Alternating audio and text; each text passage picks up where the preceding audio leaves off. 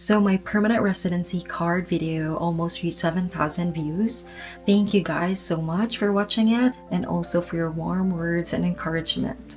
I saw all your questions and today I'm answering the most asked ones about my PR journey, my CRS score, and what it's really like living here in Canada. Have you thought of buying a house in Canada? How was it living with your relatives? Did you have a peace of mind during your stay? Were you able to focus well on your studies and doing your part-time job? Ooh, I ponder a lot. Hi everyone, welcome back to my channel. If you're new here, my name is Marie and I make videos about my life here in Canada as an immigrant, from student life to PR journey and everything in between. So for today's video, I'll be answering your questions from my last PR card video. And actually, some of these questions are really interesting ones. Really good questions. Let's get into it. Question number 1. Hi, can I ask about your PR application and CRS score, please?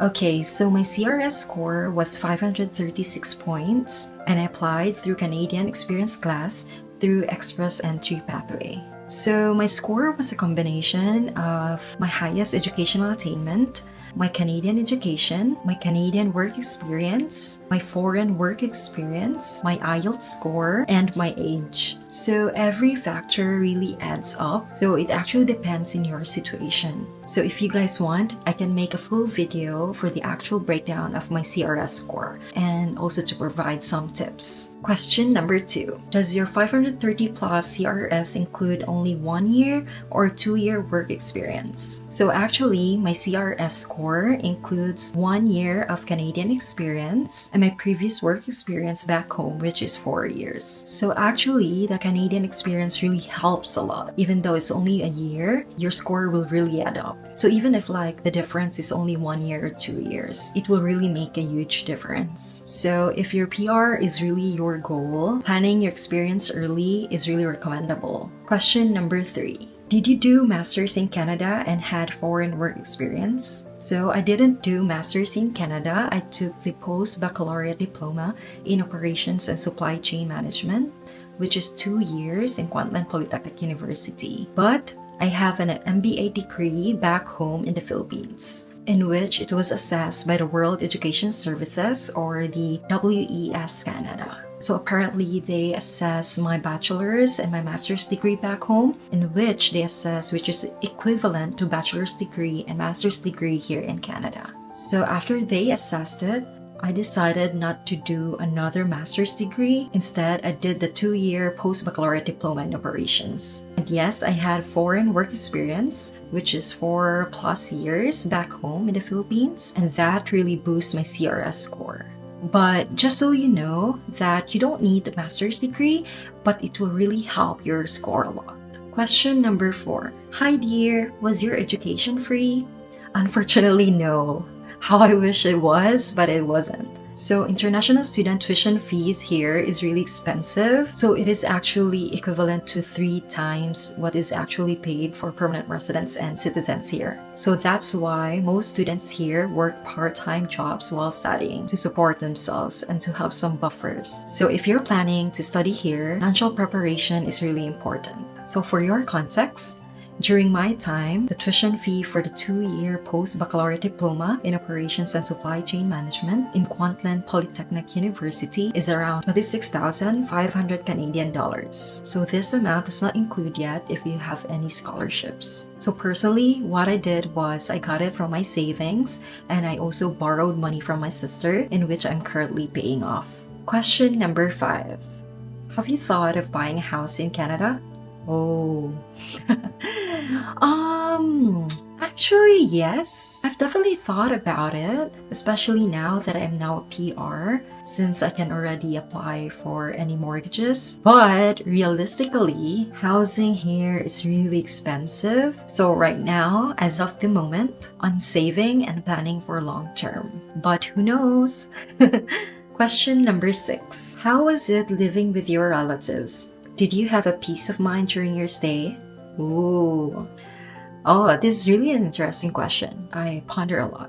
So to be honest, if you haven't watched my previous video, I was talking about how my relatives welcome me here in Canada. I've never met them before back in the Philippines. I was so nervous. I don't know what to expect, and it was nerve-wracking for me. And I just keep on praying. I hope they're nice to me. I hope they're good people, something like that. And I lived for a year in my cousin's home and his family.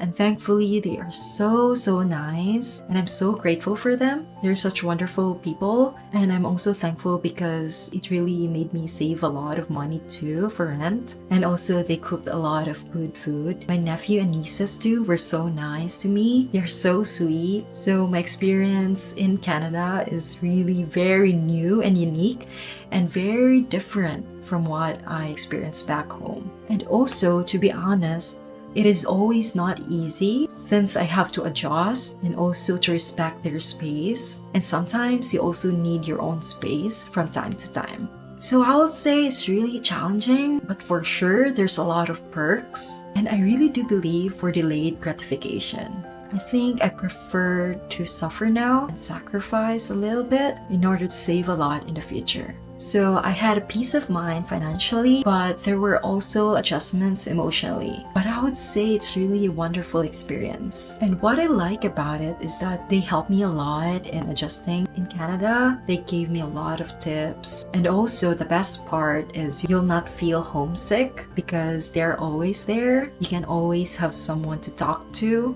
or to ask any advice. And also, I'm so grateful for them too because they always respect my space too. And there were also times where if I am not busy, if I don't have work or study, I will send the kids to school, which is just nearby, maybe 5 to 10 minutes walk. So those times I really enjoyed a lot because I got to walk them and also just enjoy the community, enjoy the neighborhood, which is really nice. And I got to firsthand experience what is it like in Canadian elementary schools. Question number 7. Were you able to focus well on your studies and doing your part-time job? Actually, this is really challenging for me. It's because it is somewhat new, but at the same time different feeling. So during my master's back home in the Philippines, I did my master's on the weekends and doing a full-time work as an accountant during the weekdays, like 8 to 5 every day. So the challenge back then was that I don't have weekends at all, in which the difference here in Canada is your classes here really depends on what they offer. So sometimes it might be weekends or weekdays, it might be daytime, or it might be an afternoon, or it might be an evening. But in my school, you are the one who's going to choose your schedule, depends on what you like. So they have lots of options for one subject and different time with different professors and different days. So personally, I really avoid having weekend classes because I just want my weekend to be rest days for me. So what I did was I want to pack my day with work and study at the same time, or just school with at least like 2 subjects in one day. The reason is that for me, I prefer to do it in just one go, like in one day. So sometimes I work like 8:30 to 12 noon. Then I go to school like 1:30 to 4:30 or some 3 to 6, something like that. And also I pick schedules where I can put at least 2 schedules in one day so that it will be worth the time when I go to school. Because personally, it's kind of tiring for me if it's only like one subject for a day. I think I need to make the most of the day. Because for me, in this way, I can save energy and I can save time. But the downside also is if it's exam week, your exams will also be continuous. So there were days where I really felt tired after work and then I go to school after. But then as days goes by, you get used to it and get the hang of it, which is pretty cool. But what really helped me was having a clear goal in mind. It is to remind myself on why I came here. So I would say it is not really easy, but it is really doable and possible, especially with discipline and time management. So whenever I have homework or quizzes or even exams, I will put everything on my calendar, what day I will work on them, and also what day I will study. So there were some days where I'm working whole day and some days where I'm just doing like half days. Since there are also immigration rules for international students, that needs to be followed. So during my time, we are only allowed to work 20 hours per week. And also sometimes it was also changed to 30 hours per week. And thankfully, I would say that Canadian employers are really nice and accommodating, because when you apply for jobs, they will ask for your availability and they will ask for your class schedules so that they can also adjust. So I think the most important thing is to be transparent with your employer so that you can work things out. And honestly, they will really help you. Just ask them if you have any questions and if they can help you with adjusting their schedules. So there you go. So if you guys have more questions about permanent residency, student life, or working here in Canada, comment down below and I might answer them in my next video. And if you find this video helpful, don't forget to like, share, and subscribe.